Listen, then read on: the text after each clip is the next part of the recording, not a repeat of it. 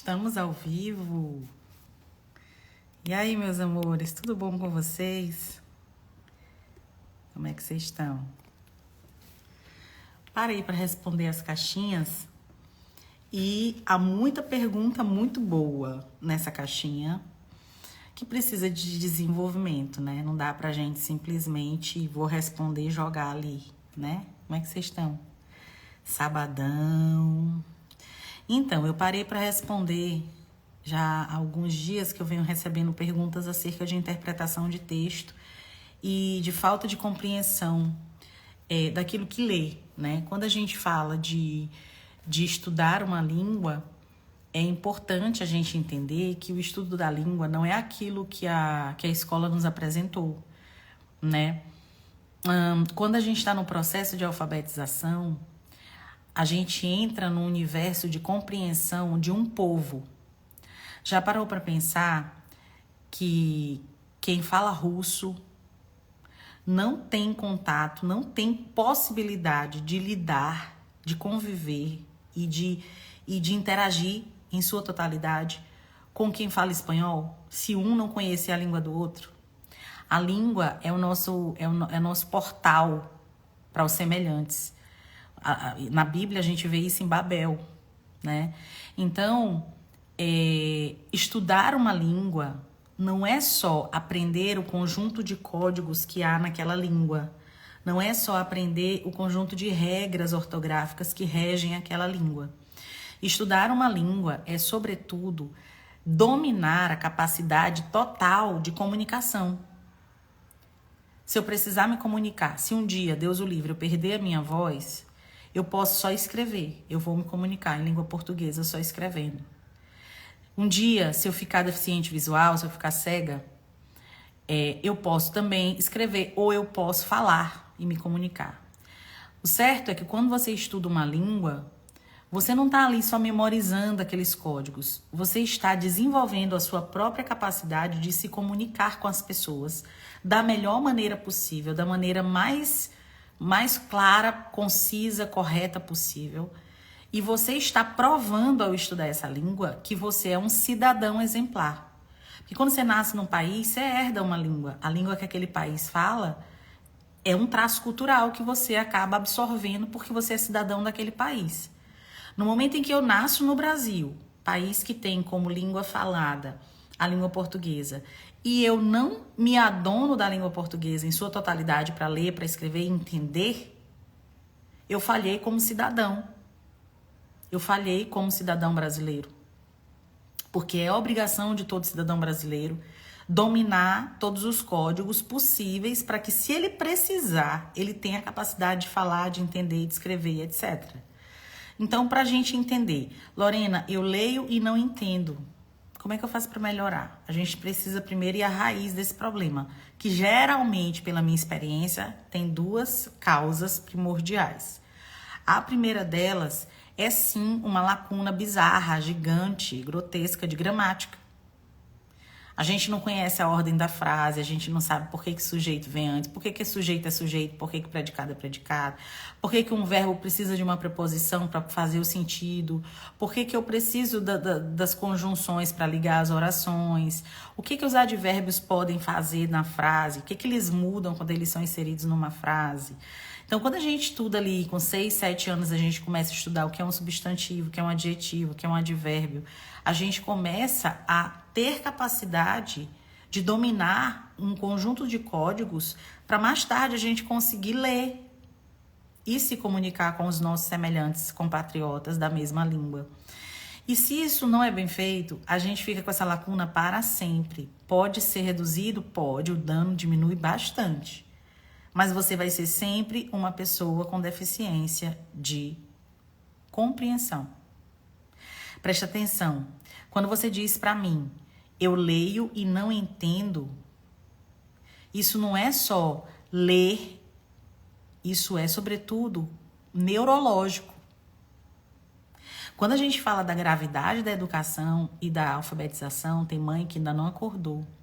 Uma alfabetização mal feita, ela impede a tua criança de pensar corretamente. Já parou para pensar nisso? A criança não consegue estruturar o seu próprio pensamento quando ela não sabe ler direito. Quando eu não consigo compreender aquilo que eu acabei de decodificar, porque são duas etapas. Se eu sei que N mais A forma na, eu decodifiquei. Ali é um código e eu decifrei. Ok. Qual é a segunda etapa de ler? Entender o que é na. Essa etapa é neurológica.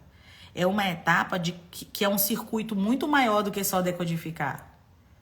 É um circuito gigante que a gente tem no cérebro de ligação para entender o significado. É o que a gente estuda em língua portuguesa de significado e significante. Então, se você não tem uma alfabetização que te permita não só juntar as sílabas, formar palavras, juntar as palavras, formar frases e entender as frases, você tem uma deficiência de comunicação para o resto da vida formada. Então, você que está aí com filho de idade de alfabetização, isso é tua maior preocupação. O Brasil é um país infestado de analfabetos funcionais. São pessoas que conseguem decodificar. Se tu pedir para ele ler, ele sabe todas as palavras que estão ali. Ele vai pronunciar todas, uma após a outra, e lê, frase por frase. Mas se você pede para a segunda etapa, que é, tá, agora essas coisas aí que você leu, o que quis dizer? É uma etapa neurológica que ele fica para sempre com ela deficiente. Então, não é para trazer tristeza que eu digo isso, mas a grande verdade é que uma alfabetização que não contempla a etapa de significação do que leu, que não permite que a criança entenda o significado do que leu, ela torna a criança um adulto analfabeto funcional. A gente tem uma epidemia de analfabetos funcionais nas universidades. Essa pesquisa foi feita na Universidade de Brasília e constatou. Era só quem estava lá na universidade. Tu imagina o que não tem fora? Então, a alfabetização, ela tem essas duas etapas. O que eu te aconselho a fazer, já que você é adulta, não vai voltar a ser alfabetizada, você decodifica, ou seja, você junta tudo que está lá escrito e consegue entender o que está lá escrito, né? Você lê todas as frases, não lê? Beleza. Entende tudo que está lá? Não. Qual é o exercício? É voltar. Sempre que você não entender, voltar até entender.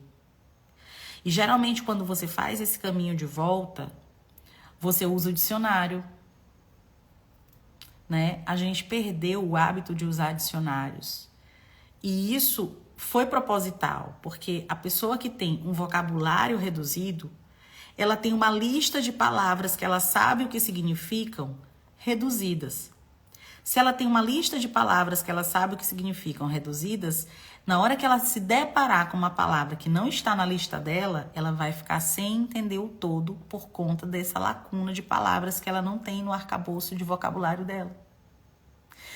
Quando eles tiraram o dicionário das escolas, aconteceu por volta de 1995, 96, com uma dessas reformas esdrúxulas que o MEC fez e continua fazendo, implantando essa agenda de emburrecimento aí que já dura quase meio século. A gente teve uma queda do vocabulário.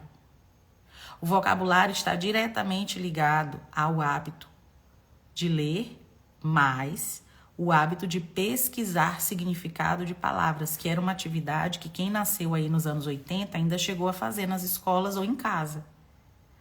Aí na década de 90, uma quantidade absurda de inteligentinhos das universidades convenceu as pessoas lá no MEC que isso era ultrapassado, que não precisava mais ver nada no dicionário. Todo mundo que já tinha estudado pelo dicionário estava ultrapassado. E isso foi uma derrocada da linguagem. Dos anos 90 para cá existem pesquisas, vocês vão encontrar no Google fácil, que dão conta de uma redução no vocabulário dos jovens. Inclusive, eu li recentemente uma pesquisa que deu conta, agora depois já do ChatGPT, eles já estão tabulando os impactos do ChatGPT. E a redução do vocabulário de crianças e jovens é um fato. A pandemia, todo mundo de máscara, as crianças que tinham alfabetização em curso tiveram um prejuízo enorme, né? Ó, minha amiga aqui, Tati, tenho dificuldade enorme de seguir a sequência das linhas do livro. Lê com o dedo ou com uma caneta. É um problema de direção, né? Quando percebo, estou lendo a mesma frase novamente. O que posso fazer? Sempre leia com uma caneta. Eu sempre tenho, ó. Eu não tenho esse problema nenhum disso, tá? Mas como eu risco muito, eu sempre leio com lápis. Isso é um problema de direção, é visual. Porque até isso a leitura treina, né? Ela te treina quanto à lateralidade. Você sabe que a frase está acabando, você já se prepara para a próxima linha. A noção de coordenação motora. A leitura trabalha a coordenação motora. A leitura trabalha o movimento do olho. Os músculos oculares são aperfeiçoados na leitura. Então, se você pula a linha, isso é um problema de criança. Tem que corrigir, tem que, de fato... Pode ser também fruto de um TDAH, pode ser fruto de várias outras questões, tá? Então, lê com lápis. Lê sempre ali, ó, acompanhando com alguma coisa reta, uma régua. Tem gente que usa uma régua para não se perder na linha, entendeu? Então, gente, essa questão de não entender o que leu depois de adulto é muito séria e ela precisa ser enfrentada como um problema, assim, crônico. Tipo assim, isso é um câncer, eu preciso tratar, é urgente. Então, o que a gente faz, Lorena? O que eu faço? Porque isso é desesperador. A pessoa... E eu vou te falar, isso denota um nível de maturidade grande. Quando a pessoa chega pra mim e fala, cara, olha, deixa eu te confessar uma coisa. Eu realmente não entendo o que eu leio. Eu sou analfabeto funcional. Eu sei decodificar. Se tu me perguntar que palavras estão ali naquele texto, eu sei quais são. Mas se tu me pedir pra eu te dizer com as minhas palavras, ou até com as mesmas palavras, o que eu acabei de ler, eu não sei. Isso é um problema, gente, de criança de 6 anos, que tem gente com 46 que tem. Porque não foi tratado, porque não se deu a devida atenção. A pessoa passou a vida toda passando vergonha, mas foi tocando. Eventualmente até passa no concurso público. Questões de múltipla escolha que não exigem muita interpretação, é muito cartesiano. Tem gente que fala, como é que a pessoa que não entende o que lê passa no vestibular? Gente, a coisa mais fácil é passar no vestibular sem saber ler direito. Você já viu as questões de um vestibular? Então, volta, começa a criar um hábito. Você que me fez a pergunta, se estiver aqui na live, entenda. Você precisa ter o hábito de voltar quando não entender. Ah, Lorena, mas aí eu nunca vou avançar. Não, vai chegar uma hora que você vai avançar.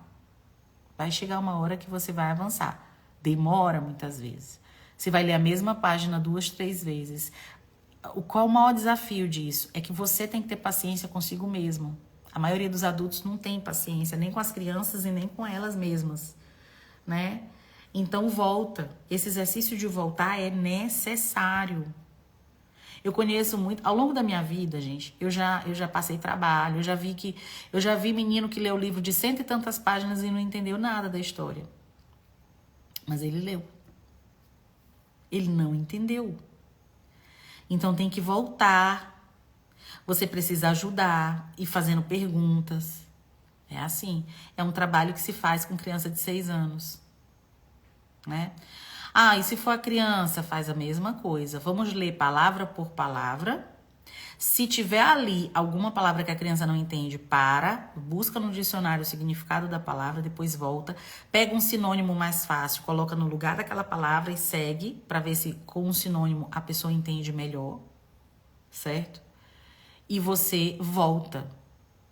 Sabe o que é difícil? É ter paciência. A mãe não tem paciência com a criança que tem essa dificuldade. E outra coisa que eu vou te falar. Se você tem essa dificuldade e não tem nenhum diagnóstico de TDAH ou outra coisa, você precisa entender que as telas roubam ainda mais esse foco que você precisa ter para entender. Tá? Assim, é um trabalho que precisa de paciência, entendeu? Às vezes a pessoa desiste do livro. Eu já vi muitos casos de pessoas que falam assim, cara, eu tinha que voltar a cada 10 páginas. Tem gente que fala assim, cara, eu não consigo ler José de Alencar. Outro dia tive um caso desse lá na escola.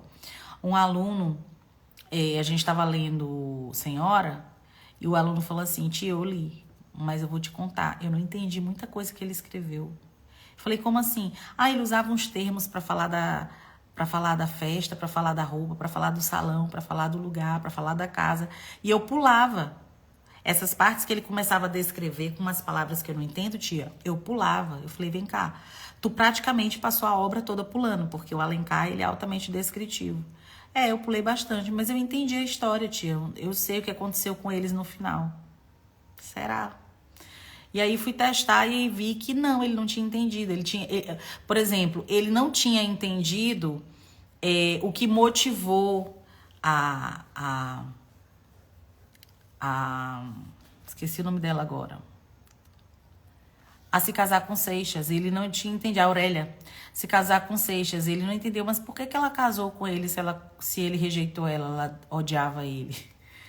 Tu não leu essa parte? Não, li, mas não entendi, ó. Então, a gente às vezes conversando com os nossos alunos, a gente percebe que eles com 12, 13, 14 anos, eles já têm o hábito de, por não entender uma palavra, pular o trecho. E olha que lá na escola a gente desenvolve neles o hábito de pesquisar no dicionário, principalmente com as crianças menores, né? As crianças que ainda estão formando o hábito. Então, gente, o que faz quando você não entende? E sim, parece simples demais te falar isso, mas não tem outra atividade. É voltar, procurar as palavras que você não entende, o significado delas, procura no dicionário, anota, substitui por um sinônimo fácil, mais popular, coloca ali, vê se colocando outra palavra você entende e segue, dá mais trabalho. Ó, tem um aí que tá me falando, ó, eu atrasei a MBC por isso, porque eu lia, não entendia, voltava. Imagina tu ler um conto fantástico sem entender.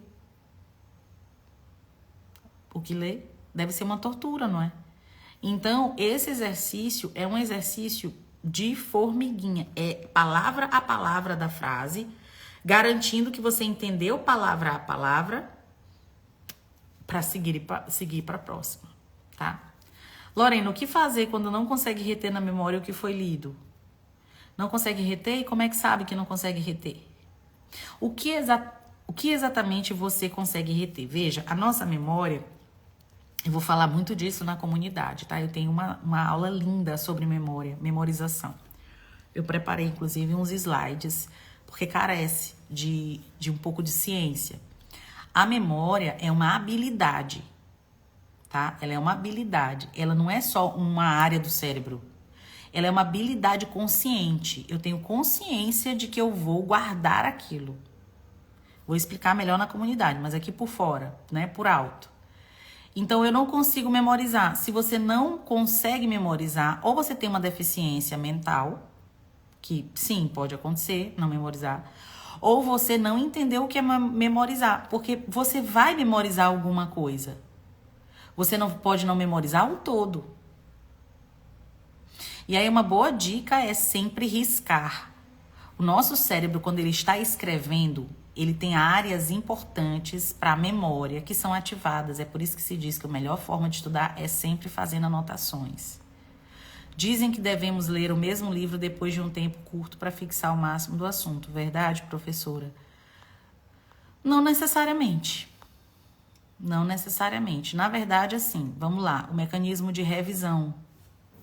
Mecanismo de revisão para o cérebro, né? A memória de curto prazo. Se eu não tenho um uso daquilo que ficou memorizado em curto prazo, o meu cérebro vai fazer um reset e eu vou perder, sim, aquela memória que não ficou útil para mim. Eu vou explicar isso na comunidade, na aula de memorização. Mas só para você saber, a memorização é intencional. A pessoa sabe que está memorizando. Ela pode não memorizar o todo, mas se eu te perguntar um trecho, tem guardado na tua memória. Então não é que você leu e não entendeu nada do que leu. Você entendeu alguma coisa. É que aquela coisa não é o todo, não explica o todo. Então tu acha que tu não tem memorização de nada. Entendeu? Vocês vão entender isso melhor na aula sobre memorização. Então, gente, assim, respondendo a pergunta que não é fácil, não dá para responder em 2 stories, né? O que eu faço, Lorena? Você tem que voltar, ler de novo e trabalhar com o dicionário do lado. Gente, eu sou professora, eu trabalho com o dicionário do lado. Por que você, Alecrim Dourado, não trabalharia com dicionário? Certo? Pergunta de Tati também é muito legal, né? Então, o que eu posso fazer em termos de suplementação? A Alexandra fala muito disso. Vai ter uma aula, na minha aula de memorização. Gente, eu vou dar uma aula sobre memorização que vai mudar a forma de vocês se relacionarem com a memória. Eu vou usar neurociência, eu vou usar base grega, eu vou usar muita coisa para explicar para você o que é a memorização. Que vocês devem chamar de decoreba, né? E vamos falar de suplementação. Então, vitamina B12, a coenzima Q10, o DHA para crianças, as gorduras, o cérebro se nutre de gordura. Tem de ter gordura na alimentação infantil. O cérebro está em formação, ele precisa de boas gorduras.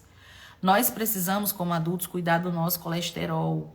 A gordura é importante para a atividade cerebral, para a atividade intelectual. Um cérebro mal nutrido não pode funcionar em alta performance.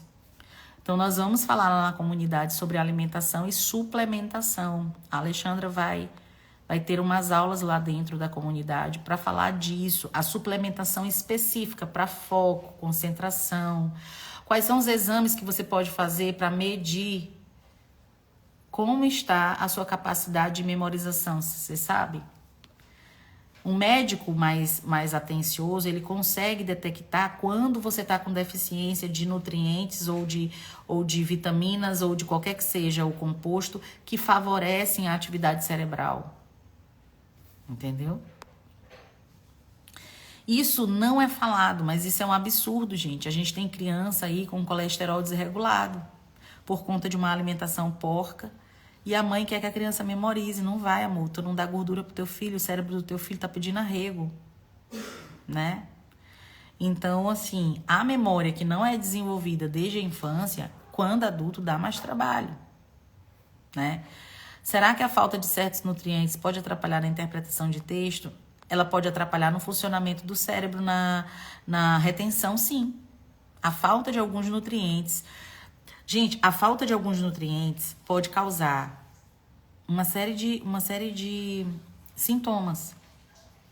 Inclusive, várias crianças que a Alexandra atende, que vem com laudo de TDAH, quando ela ajusta a alimentação e a suplementação, a criança perde o laudo de TDAH. Porque os sintomas do TDAH e os sintomas de certas carências de nutrientes são idênticas.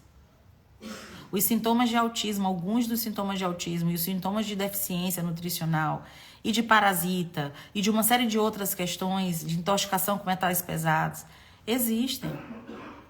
E isso é um tabu, é um absurdo que isso seja um tabu aqui na rede social. Porque a criança, ela fica a infância inteira prejudicada porque é uma questão nutricional que está em jogo. A questão não é a inteligência da criança, a questão é o cérebro, a máquina. A massa cinzenta que não tem o combustível para rodar na quilometragem que a família quer. Então, todos esses assuntos eu vou destrinchar lá na comunidade. Quando eu digo que lá eu vou falar de educação, eu quero dizer exatamente isso. Para vocês que são adultas, que não conseguem memorizar nada, não é normal. Não é normal você que já tem um córtex pré-frontal totalmente desenvolvido aí, não conseguir fazer certas coisas. Não é normal. Nós vamos ver os padrões de memorização. Quanto é normal memorizar quando é criança? Vocês sabem? Quanto é normal memorizar? Quantas coisas eu posso colocar a minha criança para memorizar todo dia? Qual é a medida? Como é que eu faço para o que ela memorizou naquele dia ficar retido para sempre? Não ser fascinado depois pelo cérebro? Tudo isso, um pai e uma mãe, e quem é professor, e quem tá lendo, quem tá estudando, precisa saber. Isso não é falado para vocês na escola. A escola não fala isso para ninguém. A gente só vê o sintoma, que é o quê? Reprovação, nota baixa. Mas a gente não tá vendo, por baixo da ponta do iceberg, que é a nota baixa, o hemograma dessa criança. A gente não tá vendo aí o check-up da criança. Gente, eu venho batendo nessa tecla há muitos meses. A gente precisa criar, nos dias de hoje, com a comida que a gente come cheia de veneno, um monte de alumínio entrando no nosso corpo pelos cosméticos, até roupa tem disruptor endócrino. A gente compra roupa e sapato com disruptor endócrino. A gente precisa fazer check-up. É uma cultura necessária. A gente tem que criar essa cultura de investigar os nossos níveis. Não para ficar paranoico, mas para entender que às vezes não é burrice, às vezes não é TDAH, às vezes não é cansaço, só cansaço. Existe uma questão que é da máquina. Então, essa aula de memorização vai ser uma aula, assim, virada de chave. Eu não tenho dúvida de que vai ser, assim, top 3 das melhores aulas da minha vida. Porque o material tá ficando incrível, com referências, com bibliografia, livros sobre memorização, exercício de memorização excelente que a gente tem que fazer. As crianças de hoje não treinam a memorização. Às vezes não é tristeza, é lombriga, é exatamente isso, né? Então, respondendo a pergunta da colega que falou que não entende o que lê, é basicamente isso que você tem de fazer. Voltar. Não tem almoço grátis, não tem atalho. Você volta, leu, não entendeu? Fala a verdade. Qual é a palavra que tá ali que tu não entendeu? Não, eu não entendi o todo. Não, se tu lê... Outra coisa, leia em voz alta. Quando você lê em voz alta, você recruta os ouvidos e a boca. Quando você lê em voz baixa, aliás, quando você lê em voz alta, você recruta a boca, o olho e o ouvido. Quando você lê em voz baixa, você só recruta a boca e o olho. E o ouvido é um canal de memorização. Não é à toa que na Idade Média os monges tinham de recitar os salmos. Os monges eram colocados pela igreja para memorizar falando em voz alta as passagens bíblicas. Não é à toa. Não é à toa. E hoje, quando a gente vê pesquisa de neurociência atestando para o fato de que quanto mais eu recruto sentidos dos meus 5 sentidos, mais eu ativo áreas do meu cérebro que vão propiciar todo o processo de aprendizagem ser melhor. Isso aí, gente, não é da Idade Média, isso é de agora, de pesquisa científica, ciência fresquinha. Então, quer você creia na história, né, medieval, quer você creia na ciência, o certo é, você vai ler em voz alta. Então, vai ler um livro, lê em voz alta. Né? Professor, eu não absorvo nada com barulho, falácias em volta, muito difícil. Isso acontece. Você tem que se isolar para ler. Se você tem uma sensibilidade auditiva, tem gente que tem sensibilidade auditiva. Tem gente que tem sensibilidade visual, se tiver num ambiente muito bagunçado, se desorganiza. E não é autista, não. É uma pessoa com sensibilidade de um dos sentidos. Então, se eu não consigo ler diante de barulho, o que eu faço? Eu não me coloco para ler diante de barulho. Eu me isolo e vou fazer a minha leitura. Ah, mas é porque para mim é difícil. Gente, todo mundo que tá aqui nessa live tem um horário em que tem a possibilidade de ficar sozinho em silêncio. Nem que seja na hora do cocô, você fica sozinho em silêncio. Então, você vai aproveitar os momentos que você tem para ler em voz alta, em silêncio, se isso para ti é uma questão. E você já se conhece, já sabe dessa sua sensibilidade auditiva. Tem muita gente que tem sensibilidade auditiva. E, ao mesmo tempo, eu tenho pessoas que, para entender algo, precisam ter uma segunda tarefa. Geralmente, a pessoa que é TDAH, ela precisa ter algum dos outros sentidos atuando junto com a leitura. Por exemplo, é muito comum o aluno que tem TDAH, ele se balançar enquanto lê. É muito comum ele fazer outra coisa enquanto ele lê. Nem todo mundo que faz isso tem TDAH, mas geralmente quem tem TDAH faz isso. Por exemplo, entendeu? O uso do fone com redução de ruídos é maravilhoso. Já tem gente que não consegue, tem gente que consegue colocar música clássica e ler. Entendeu? O certo é que o processo de leitura, teoricamente, ele é para ser algo isolado. Não é para ser multitasking, não é para eu estar lendo e fazendo 1000 coisas. Não, é para estar só lendo. Gente, preste atenção. Já foi comprovado que quanto mais eu me torno multitarefa, menos foco eu tenho. A gente é uma sociedade viciada em tarefas. A gente nunca consegue fazer uma coisa por vez. A gente quer fazer sempre 2 ou 3.